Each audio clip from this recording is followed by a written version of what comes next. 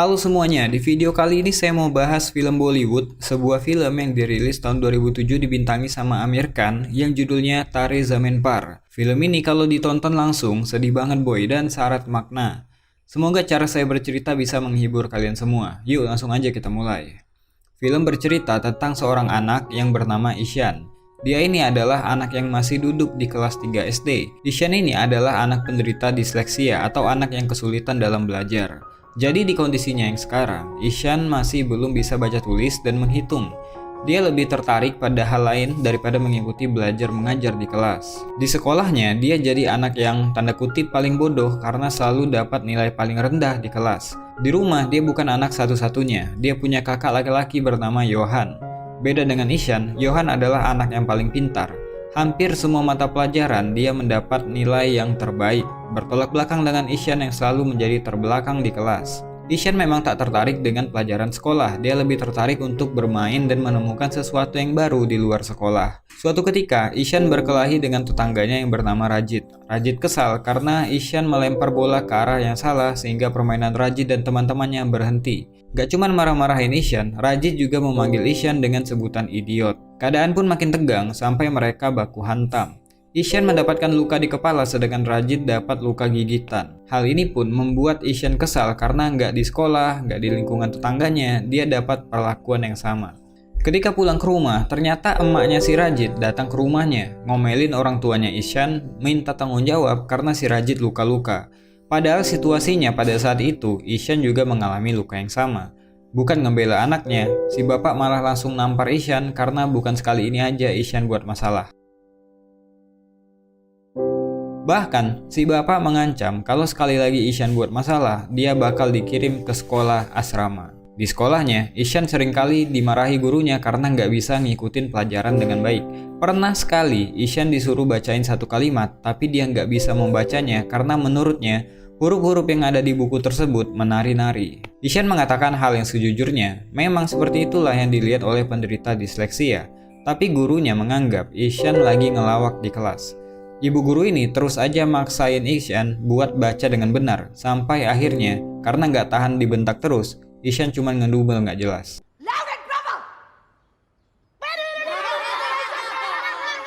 Ya karena hal tersebut, Ishan pun dikeluarkan dari kelas. Karena Ishan anak yang tanda kutip berbeda dari anak yang biasanya, dia pun kerap dibully oleh anak-anak di sekolah, bahkan teman-teman sekelasnya. Setelah jam pertama, dia memilih bolos pada hari itu dan pergi berkeliaran di jalan. Melihat sekitar, pergi kemanapun dia mau, melihat apapun yang dia suka. Di rumah, Ishan memang menunjukkan ketertarikannya pada seni dan dunia hewan. Dia juga suka melukis, menggambar, dan bermain. Pada malam hari, dia bercerita ke kakaknya kalau dia bolos sekolah pada hari itu dan dia nggak takut sama sekali. Bahkan itu menjadi pengalaman baru buat dia. Dia pun meminta bantuan kakaknya untuk menuliskan keterangan absen palsu karena dia bolos pada hari itu. Keesokan paginya di sekolah, gurunya mengadakan ujian matematika dadakan yang membuat Ishan pusing bukan main. Baca aja nggak bisa, nulis juga nggak, ngitung apa lagi. Jadi dia mencoba untuk mengerjakan soal matematika dengan imajinasinya. Ishan pun berhasil menjawab soal nomor 1, tapi imajinasinya untuk satu soal tadi ternyata ngabisin waktu yang lama banget. Sampai waktunya habis, dia cuman bisa jawab satu soal. Udah gitu jawabannya salah lagi. Pada hari yang lain ketika di rumah, dia ketahuan bolos karena bapaknya menemukan surat izin palsu yang Ishan gunakan ketika dia bolos. Dia pun dapat amukan lagi dari si bapak. Bahkan di sekolah, mereka dipanggil oleh kepala sekolah dan guru-guru Ishan. Para guru menjelaskan kepada si bapak dan si ibu betapa bodohnya Ishan ketika belajar di kelas. Kepala sekolahnya pun menyarankan untuk memindahkan Ishan ke sekolah yang lain. Karena Ishan saat ini udah satu kali nggak naik kelas, jadi nggak mungkin nggak naik lagi untuk kedua kalinya. Akhirnya, terpaksa si bapak berencana mindahin Ishan ke sekolah asrama. Walaupun Ishan berusaha untuk menolak hal tersebut dan berjanji akan belajar lebih giat lagi, tapi sia-sia saja karena dia tetap akan dipindahkan ke sana. Mereka sekeluarga pun mengantarkan Ishan ke sekolah sekaligus tempat tinggal barunya. Dengan berat hati, si ibu ngelepas anak bungsunya untuk hidup sendiri di sekolah asrama. Ishan pun memulai hidup barunya di sana. Karena belum bisa beradaptasi, Ishan gak henti-hentinya melamun dan menangis seakan gak percaya dia hidup jauh dari keluarganya. Apalagi dia menganggap bahwa nasib yang dialami saat ini adalah bentuk hukuman dari orang tuanya karena kenakalan yang dia buat. Di sekolah barunya itu pun Ishan tetap mendapatkan bulian. Dia masih aja dimarahi gurunya karena dia nggak bisa belajar seperti anak pada umumnya. Nggak ada yang paham sama Ishan yang memang menderita disleksia. Di asrama ini, dia seperti terpenjara di dalam sebuah lingkungan yang nggak mendukung. Setiap hari, Ishan hidup dengan bulian dan kemarahan. Apalagi, keadaan udah berbeda dengan yang dulu. Saat ini, kehadiran ibu dan kakak laki-lakinya yang biasanya memberikan kasih sayang padanya udah nggak ada. Hal itu pun membuat Ishan stres dan merasa tertekan. Kunjungan orang tua setiap hari Sabtu dan Minggu pun nggak mengobati kemarahan Ishan pada nasibnya yang kerap dipanggil bodoh dan idiot. Pada suatu hari, sekolah kedatangan guru kesenian baru bernama Pak Nikum. Kehadiran guru ganteng ini membawa aura yang berbeda untuk sekolah ini. Metode mengajarnya sangat asik dan fun. Baru hari pertama aja, dia langsung dekat dengan murid barunya. Tapi tetap aja, Ishan belum lepas dari stres yang dialami selama tinggal di asrama. Sehingga waktu Ishan lebih banyak diisi dengan merenung dan melamun. Ditambah lagi ketika ibunya menelpon dan mengabari kalau mereka nggak bisa datang pada hari Sabtu nanti karena menghadiri pertandingan final tenis yang kakaknya ikuti, hal itu membuat dia sedih dan nggak ngomong satu kata pun. Pada suatu hari, Pak Nikum melihat Ishan di depan kelas. Mengamati Ishan yang selalu terlihat ketakutan dan tertekan, dia pun menanyakannya pada teman sebangku Ishan yaitu Rajan. Rajan pun bercerita kalau Ishan adalah anak baru yang ingin pulang ke rumah.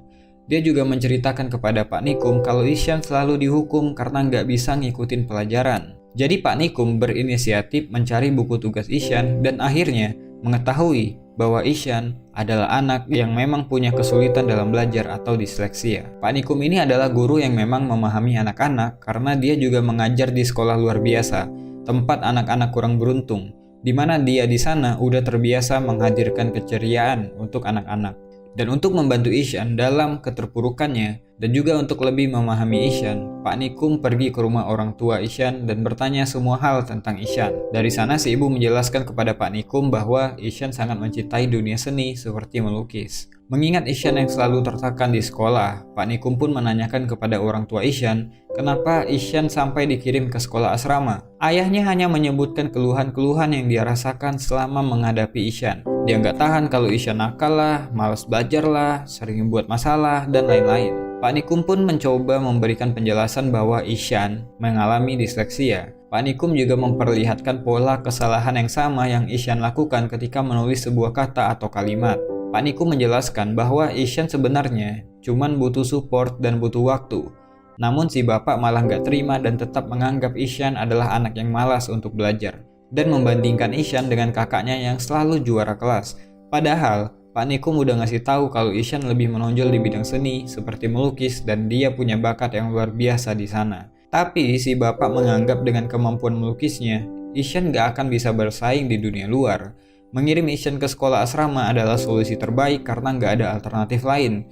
Mendengar hal tersebut pun, Pak Nikum jadi kesal karena si bapak hanya memandang dunia luar sebagai arena kompetisi. Ketika Pak Nikum pulang, si ibu pun menangis memikirkan kata-kata Pak Nikum yang mungkin ada benarnya juga. Keesokan paginya ketika di sekolah, Pak Nikum menceritakan sebuah kisah tentang anak yang nggak bisa baca tulis. Tentang anak yang melihat huruf dan angka menari-nari seperti orang yang berdisko. Bahkan ketika dia nggak lulus, semua orang mentertawakannya.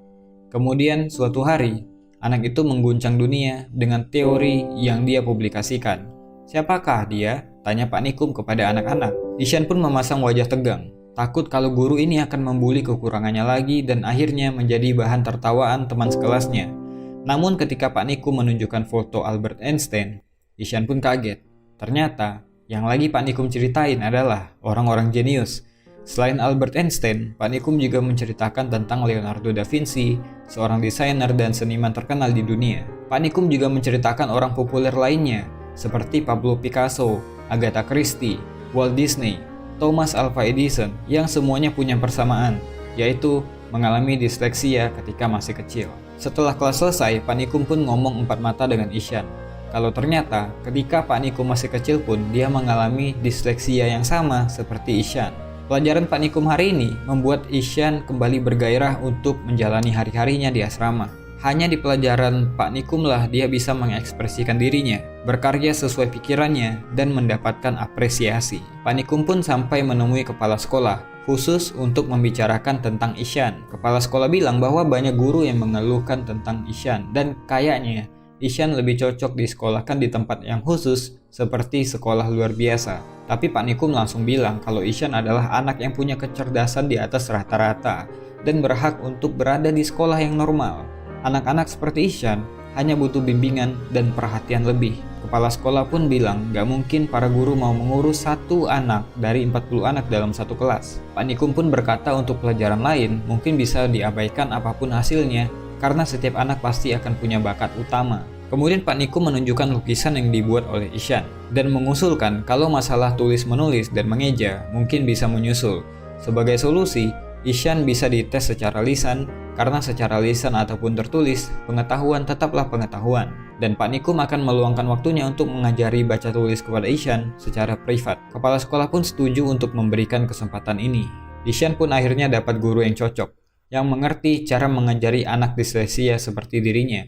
Ishan pun mendapatkan metode pengajaran yang berbeda. Dia pun lebih bersemangat dalam belajar, karena bukan kemarahan yang dia dapatkan, tapi keramahan Pak Nikum yang membantunya dalam mengejar ketertinggalan. Berkat Pak Nikum, kemampuan baca tulisnya pun meningkat dari waktu ke waktu. Suatu hari ketika lagi ngajar, Pak Nikum kedatangan bapaknya Ishan yang kebetulan lewat karena ada bisnis. Maksud si bapak capek-capek nemuin Pak Nikum cuman mau bilang kalau dia dan istrinya udah baca semua artikel tentang disleksia di internet. Hal itu cuma mau nunjukin ke Pak Nikum kalau mereka perhatian sama Ishan. Ternyata si bapak nggak menangkap maksud dari Pak Nikum waktu nyeramahin dia di rumahnya. Pak Nikum langsung ngasih balasan telak bahwa kalau mau ngasih anak perhatian, gak cukup dengan cara kayak gitu.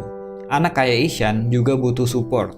Anak kayak Ishan butuh figur orang tua yang selalu bilang sayang kepada anaknya apapun yang terjadi. Anak kayak Ishan butuh figur seorang ayah yang siap melindunginya kalau terjadi apa-apa sama dia. Si bapak pun langsung sadar bahwa selama ini dia nggak pernah memberikan kasih sayang pada Ishan selain kemarahan atau pukulan jika Ishan nakal. Dia pun pergi meninggalkan ruangan Pak Nikum dengan perasaan malu. Apalagi ketika di luar, dia melihat Ishan yang lagi baca mading, si bapak nggak bisa nahan air matanya. Pada suatu hari di asrama tersebut mengadakan lomba melukis. Semua orang boleh ikut termasuk para guru.